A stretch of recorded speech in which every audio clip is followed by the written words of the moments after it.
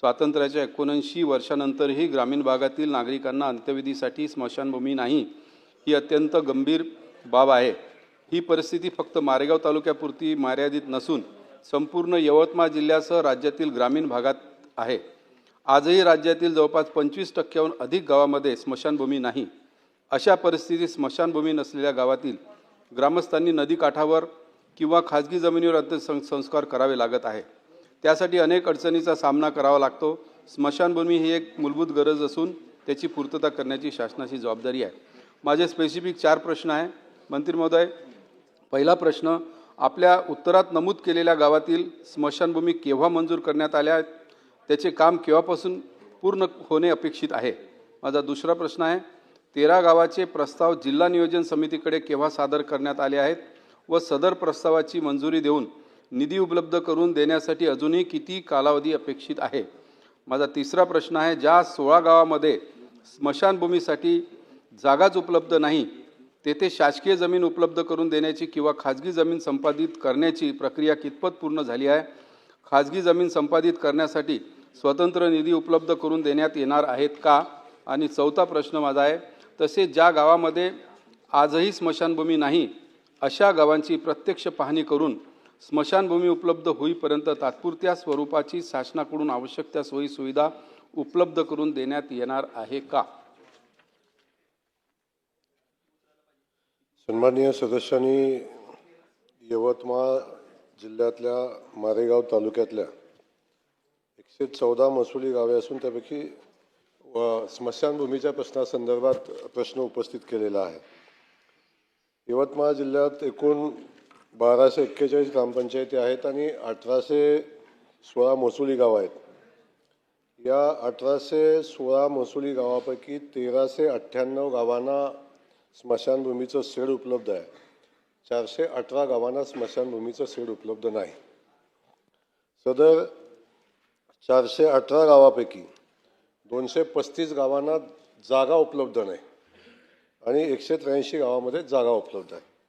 आपण जो प्रश्न उपस्थित केलेला आहे तर मारेगाव तालुक्यातल्या 114 महसुली गावे आहेत, त्यापैकी 21 गावं ही उजाड आहेत। उर्वरित 93 गावापैकी 61 गावांना स्मशानभूमी आहे, 32 गावांना स्मशानभूमीचं शेड उपलब्ध नाही। त्या 32 गावापैकी 16 गावामध्ये स्मशानभूमीसाठी जागा उपलब्ध आहे असून 16 गावामध्ये जागाच उपलब्ध नाही। या परिस्थितीमध्ये त्या स्मशानभूमीला जागा उपलब्ध नसलेल्या 16 पैकी 8 गावामध्ये शासकीय जमीन उपलब्ध आहे, बाकीच्या गावामध्ये शासकीय जमीन उपलब्ध नाही। त्यामुळे संबंधित 13 गावामध्ये स्मशानभूमीच्या संदर्भात निधी उपलब्ध करून देण्याची आवश्यकता या निमित्तानं आहे। मी सन्माननीय सदस्य महोदयांना सांगेन की राज्यातली स्मशानभूमीच्या बाबतीतली परिस्थिती तशी जवळजवळ 2820 ग्रामपंचायती आहेत आणि महसुली गावं 40,760 आहेत। यातल्या जवळजवळ 32,791 म्हणजे 80% ठिकाणी स्मशानभूमी उपलब्ध आहे, पण अजूनही 7,444 गावामध्ये स्मशानभूमी उपलब्ध नाही, ही वस्तुस्थिती आहे। आणि या परिस्थितीमध्ये शासनानं खास करून ग्रामविकास खात्यानं निर्णय घेतलेला आहे।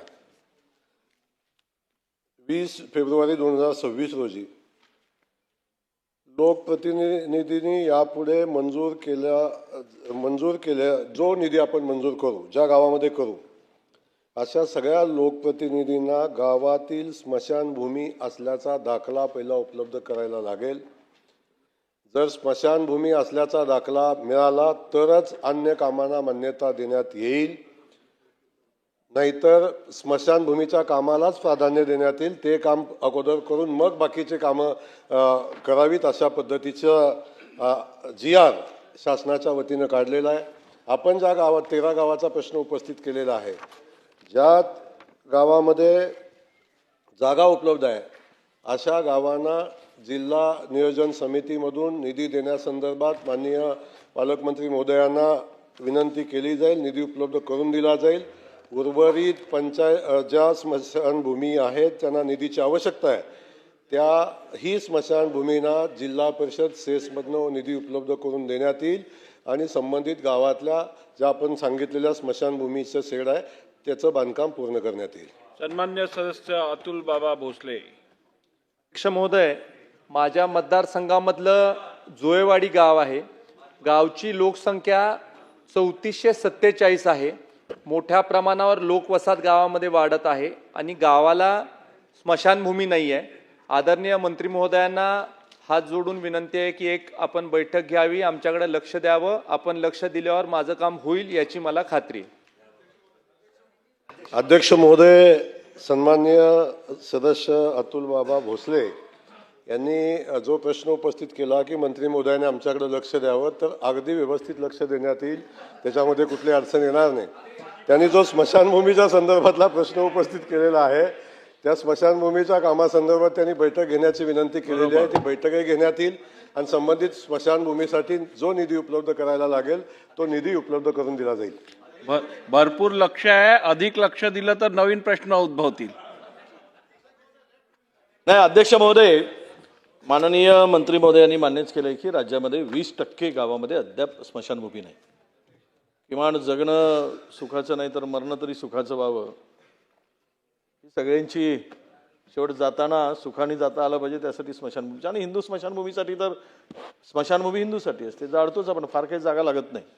आपण महिला बालकल्याणसाठी 3% जागा 3% DPTCतून राखीव ठेवले.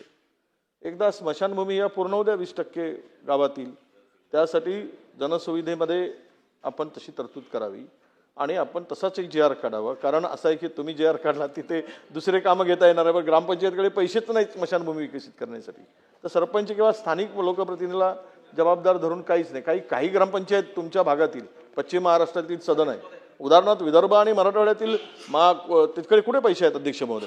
म्हणून मंत्री महोदयांना आमचं स्पेसिफिक असं म्हणणं आहे की तुम्ही एक तर DPTCतून या स्मशानभूमीसाठी विकसित करण्यासाठी असं GR काढा की जसं महिला बाल कल्याणच्या संदर्भात आहे तसाच GR या स्मशानभूमी विकसित करण्यासाठी 3% राखीव निधी स्मशानभूमी विकसित करण्यासाठी टाकावं. आणि महसूल विभागाच्या सर्व जिल्हाधिकाऱ्यांना आपण एक पत्र लिहून जिथे जिथे शासकीय जमीन आहे ती तातडीनं त्वरित या स्मशानभूमीसाठी उपलब्ध करून देण्याची सूचना द्याव्यात. कारण या 13-14 गावात लोक कुठे जातील, म्हणून हे 2 जर आपण प्रश्न सोडवू शकला तर बऱ्यापैकी हा प्रश्न सुटेल असं मला वाटतं आणि मंत्री महोदयांनी कारवाई करावी. सन्माननीय ज्येष्ठ सदस्य सन्माननीय वडेट्टीवार साहेबांनी जो प्रश्न या ठिकाणी उपस्थित केला की स्मशानभूमी 20% गावामध्ये नसणं हे आपल्यासाठी भूषण नक्कीच नाही आहे. गाव तिथं स्मशानभूमी ही भूमिका घेऊन ग्रामविकास खात्यानं आता काम हातात घेतलेलं आहे. त्याच्यासाठी एक समिती आपण नेमली, ती माझ्याच अध्यक्षतेखाली आहे. त्या संदर्भात स्मशानभूमीची कामं पूर्ण करण्यासाठी नेमकी काय करायला लागेल या संदर्भात सन्माननीय कमिटीचे सदस्य आहेत त्यांना दौऱ्यावर आपण जाऊन अहवाल सादर करायला सांगितलेला आहे. आणि त्याच अनुषंगाने आपण जो आता विषय सांगितला, मी सांगितलं की लोकप्रतिनिधींनी मंजूर इथून पुढं लोकप्रतिनिधी आमदार फंड असेल, DPC असेल किंवा अन्य फंड 25-15 पासून जे फंड आपण गावाच्या विकासासाठी वापरतो ते फंड वापरत असताना ग्रामपंचायत म्हटलं नाही, मी ग्रामपंचायत लेवलला स्मशानभूमीचं शेड बांधणं शक्य नाही, आपल्यालाही माहिती आहे. त्यामुळे ज्या ग्रामपंचायत सक्षम आहेत त्या बांधतील. परंतु आपण जो निधी शासनाकडून मंजूर करून गावाच्या विकास कामासाठी वापरतो त्या गावामध्ये पहिलं स्मशानभूमीचं शेड असल्याचा दाखला घ्यावा लागेल आणि स्मशानभूमी असल्याशिवाय दुसरं कुठलंही काम त्या गावामध्ये मंजूर करता येणार नाही.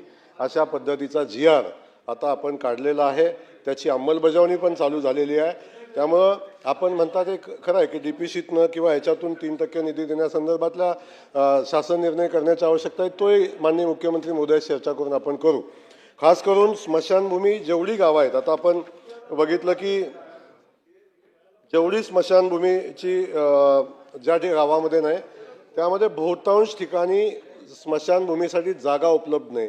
ज्या ठिकाणी शासकीय जागा उपलब्ध आहे त्या शासकीय जागा स्मशानभूमीसाठी उपलब्ध करून देण्यासंदर्भातला शासन निर्णय करण्याची आवश्यकता आहे, तोही शासन निर्णय आपण करू. पण ज्या ठिकाणी जागा उपलब्ध नाहीत अशा ठिकाणी कशा पद्धतीनं जागा उपलब्ध करता येतील. आपण प्रधानमंत्री आवास योजनेमध्ये घरकुलासाठी जागा उपलब्ध करून देण्यासाठी आपण 1 लाख रुपये त्या लाभार्थीला देण्याचा निर्णय घेतला आणि त्यातून अनेकांचे प्रश्न सुटले.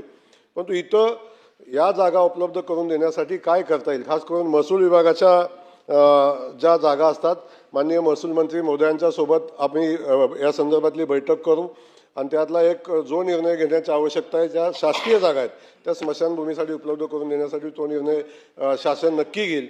आणि ज्या गावाला स्मशानभूमीसाठी जागाच उपलब्ध नाही त्याच्यावर काय तोडगा काढायचा,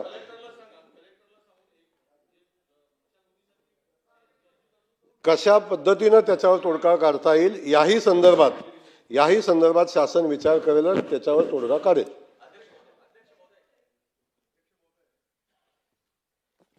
सन्माननीय सदस्य श्री संजय देवकरजींनी अतिशय महत्त्वाचा मुद्दा या ठिकाणी मांडलाय, प्रश्न केला आणि शासनाचं लक्ष त्यांनी आपल्या माध्यमातून वेधलं. अध्यक्ष महोदय, मंत्री महोदयांचं उत्तर आम्ही ऐकलं. त्यांनी सभागृहाचं समाधान करण्याचा प्रयत्न केला आणि त्यांना विधानसभा सदस्यांनी विनंती केली की हे शासनानं करावं, तर त्यांनी विधानसभा सदस्यांनाच कामाला लावलं की आता हे तुम्हीच करावं. म्हणून मला आपल्याला ही विनंती करायची अध्यक्ष महोदय की हा प्रश्न अतिशय गंभीर आहे आणि हा काही सत्ता पक्ष किंवा विरोधी पक्ष असाही हा प्रश्न नाही आहे. महाराष्ट्रामध्ये ज्या गावांमध्ये स्मशानभूमी नाही आहे, दफनभूमी नाही आहे, तिथं आता शासनाला काही ठळक पावलं उचलल्याशिवाय हा प्रश्न मार्गी लागेल असं अध्यक्ष महोदय मला तरी वाटत नाही.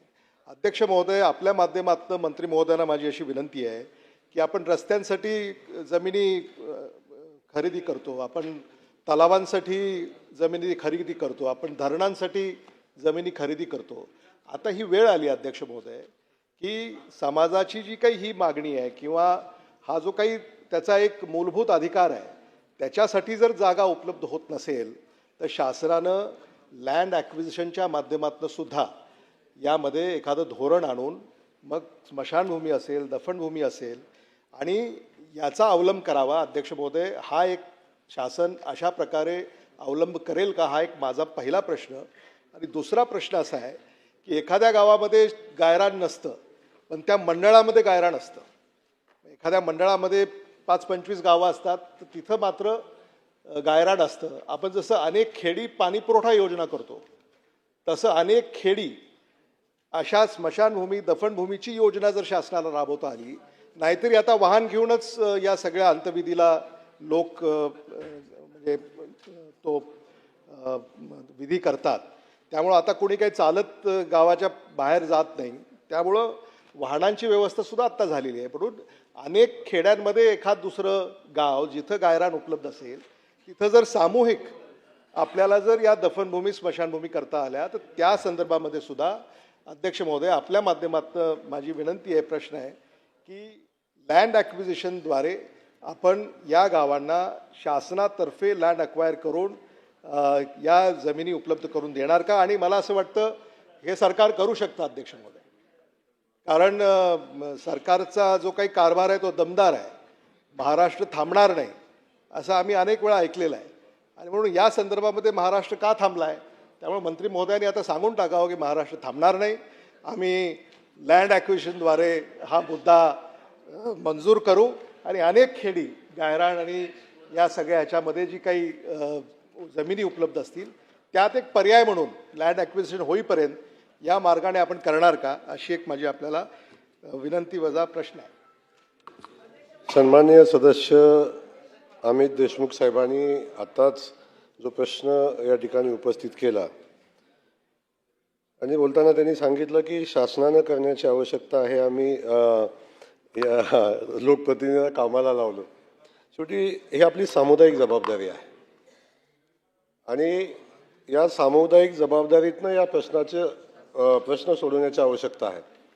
आणि आदरणीय देशमुख साहेब एक जबाबदार सदस्य आहेत, त्यामुळे ते जबाबदारीनं आपल्या मतदारसंघ असेल किंवा जिल्ह्यामध्ये ज्या ज्या ठिकाणी स्मशानभूमी नाही त्या ठिकाणी आपण मिळून प्रयत्न करू आणि स्मशानभूमीच्या या प्रश्नावर आपण मार्ग काढू.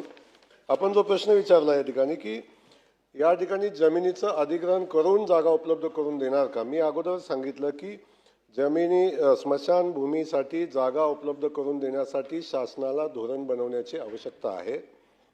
त्या संदर्भात माननीय मुख्यमंत्री महोदयांशी चर्चा करून या जमीन अधिग्रहण करायला लागलं तर अधिग्रहण करू, विकत घ्यायला लागली विकत घेण्यासंदर्भातली भूमिका, जे काय धोरण आवश्यक आहे ते बनवण्याची शासन नक्की बनवेल आणि त्या संदर्भात शासन पुढची कारवाई करेल. गायरान असेल, गायरानची जागा देता येते का याही संदर्भातल्या हायकोर्टचे काही निकष आहेत त्याचा विचार केला जाईल आणि गायरानची जागा देता येईल का याचाही विचार या निमित्तानं केला जाईल. आणि आपण जो कन्सेप्ट सांगितला की जे गावं लगतची गावं आहेत तर ज्या ठिकाणी एखाद्या गावामध्ये जागा उपलब्ध आहे आणि बाजूच्या गावामध्ये जागा नाही आहे अशा ठिकाणी सामुदायिक स्मशानभूमी करता येते का याचाही विचार केला जाईल आणि त्या अनुषंगानं काही निर्णय घेतले जातील. अध्यक्ष महाराज, हा अतिशय महत्त्वाचा प्रश्न आहे. मंत्री महोदयाला माझे 2 प्रश्न आहे. माझ्या हिंगणघाट विधानसभेमध्ये समुद्रपूरमध्ये 4-5 गावं अशी आहे की त्या ठिकाणी स्मशानभूमी नाही आहे, पण त्या ठिकाणी वनविभाग आहे. ती त्या गावाला लागून असलेली नदी काठच्या ज्या जमिनी आहे ज्या ठिकाणी स्मशानभूमी व्हायला पाहिजे त्या ठिकाणी वनविभागाच्या जमिनी आहे आणि वनविभागाच्या ज्या ते 12-13 गोष्टी आहे त्याच्यामध्ये अंगणवाडी असेल, शाळा असेल, पाण्याची टाकी असेल, रस्ता असेल यासाठी मंजुरी आहे, पण स्मशानभूमीसाठी मंजुरी नाही आहे.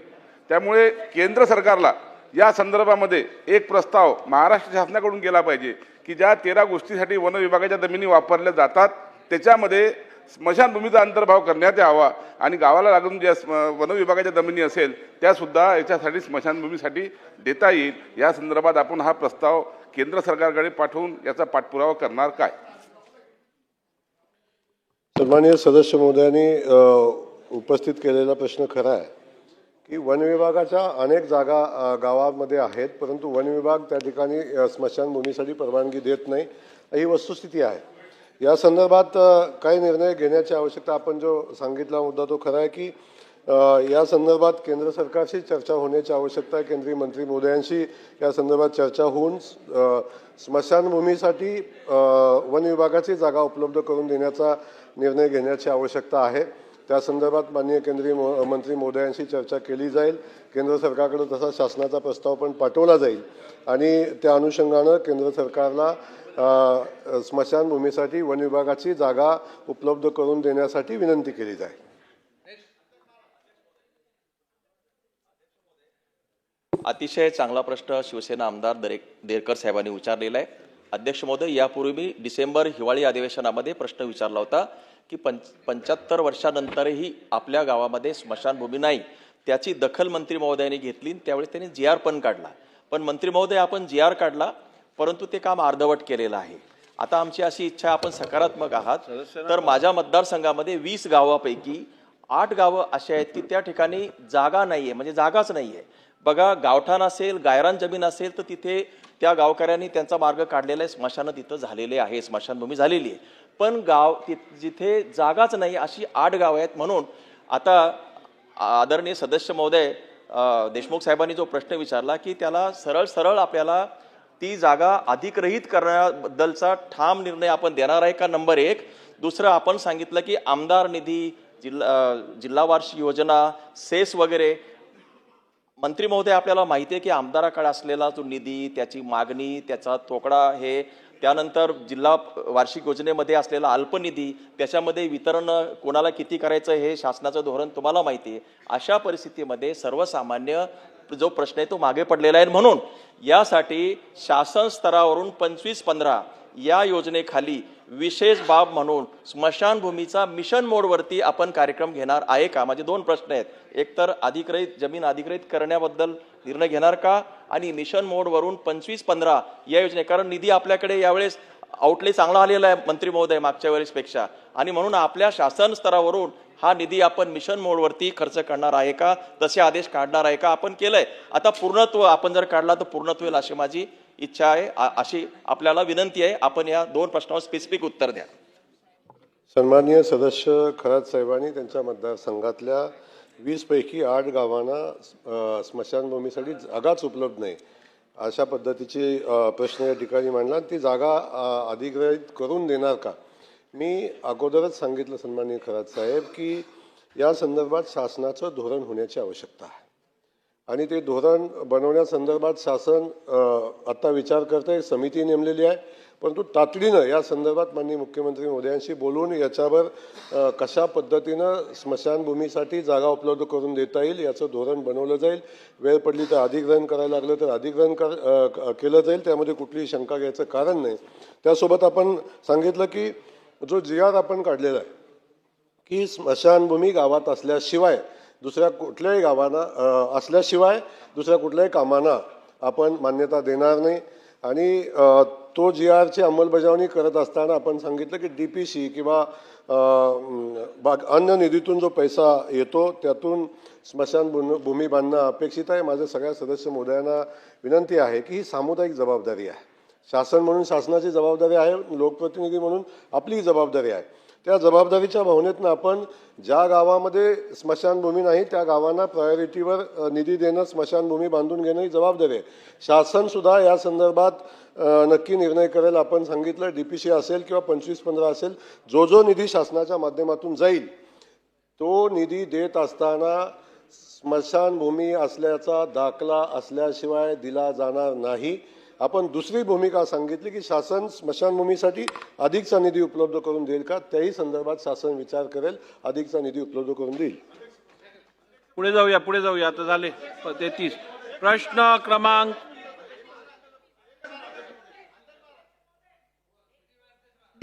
अध्यक्ष महोदय, बैठक लावूया.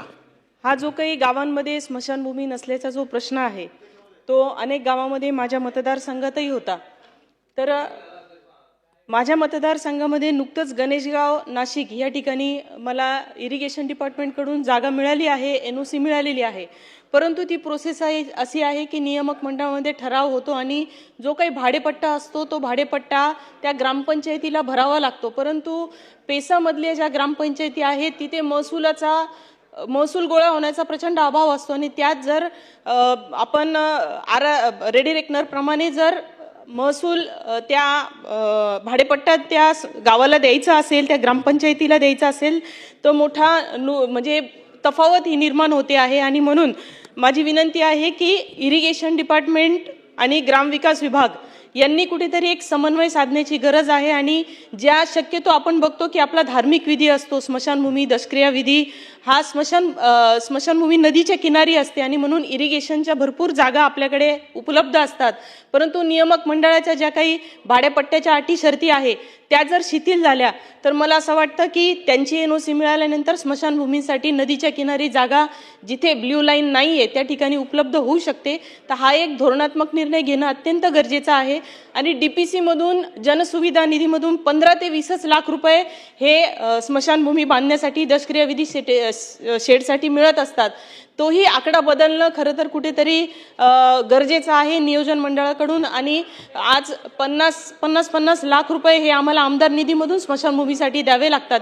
तर तिथून जर निधी वाढवून मिळाला तर मला असं वाटतं हा सगळा समन्वयाचा भाग आहे. आणि शासन म्हणजे सगळे विभाग हे शासनाचेच हात आहे. त्याच्यामुळे एकमेकांशी कोऑर्डिनेशन करून ह्या स्मशानभूमीचा प्रश्न हा गाव पातळीवर सोडवला जाणार का? हां, या सन्माननीय सदस्य अहिरेताईंनी जो प्रश्न उपस्थित केलेला आहे, म्हणजे पेसाची गावं असतील किंवा कुठलंही गाव असलं तरी त्या गावाच्या स्मशानभूमीसाठी जागा उपलब्ध करत असताना जागेचा भाडेपट्टा असेल किंवा जलसंपदा विभागाची जागा असेल किंवा कुठल्याही विभागाची जागा असेल, या संदर्भात ग्रामपंचायतीचं महसुली उत्पन्न किती आहे हा सगळ्यात महत्त्वाचा विषय आहे. म्हणून मी पहिलंच सांगितलं की या संदर्भात शासनाला निर्णय घेण्याची आवश्यकता आहे. आणि ज्या ज्या गावांची क्षमता आहे ते गावं करतील, पण ज्या गावाची क्षमता नाही त्या संदर्भात निर्णय घेतला जाईल. या संदर्भात मी सभागृहाला आश्वस्त करू इच्छितो की सन्माननीय कलेक्टर, राज्यातल्या सगळ्या कलेक्टर महोदयांना आता आपण या ठिकाणी निर्देश देऊ की ज्या गावामध्ये स्मशानभूमीसाठी जागा नाही त्या गावांना स्मशानभूमीसाठी जागा कशा पद्धतीनं उपलब्ध करता येईल याचा अहवाल आपण तयार करू. आणि त्यातून जे प्रश्न उपस्थित होतील, जे करायला लागेल ते करायचा निर्णय नक्की शासन घेईल. आणि तसं धोरण पण शासनाच्या माध्यमातून नक्की केलं जाईल. आता बास झालं. 37 मिनिटं झाली आहेत. महसूल मंत्री साहेबांना एकच सांगेल की प्रांतांचं आणि सीओंचं ठरलेलं आहे, त्याच्याबद्दल मीटिंग राज्यमंत्र्यांनी घेतली होती. फक्त प्रांतांना जमीन शेजारी द्यायची आहे शासनाची आणि ती जागा महानगर म्हणजे त्या गावाला उपलब्ध करून द्यायची. एवढाच विकासावर बोलूया, महसूलचा विषय आल्यावर महसूलवर बोलूया. ठीक आहे. अध्यक्ष महोदय, प्रश्न क्रमांक 3